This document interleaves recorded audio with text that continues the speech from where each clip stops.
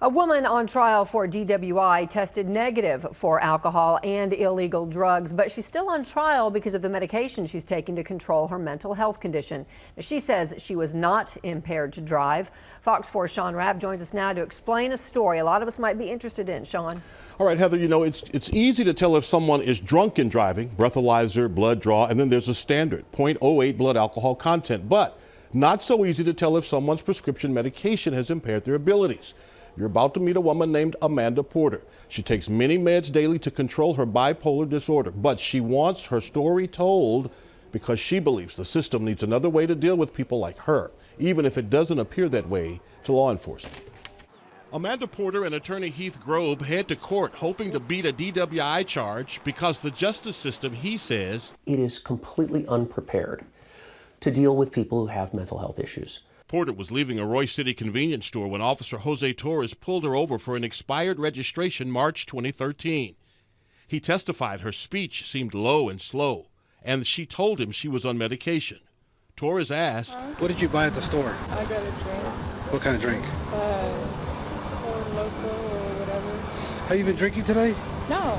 Okay. Torres ordered her out of the van and prepared to administer a field sobriety test, asking Porter. You said you're on medication? What kind of medication? Porter, who is bipolar, listed a half dozen different meds, including clonazepam, commonly called Xanax. It began a 2-year odyssey. Because I told them, that I was on medication, it seemed to enhance the problem instead of make it better. Porter passed parts of the field sobriety test, failing 2/3, the officer said.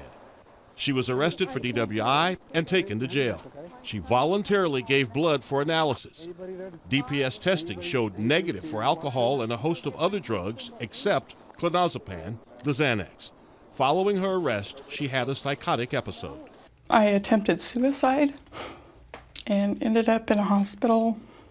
I felt really hopeless.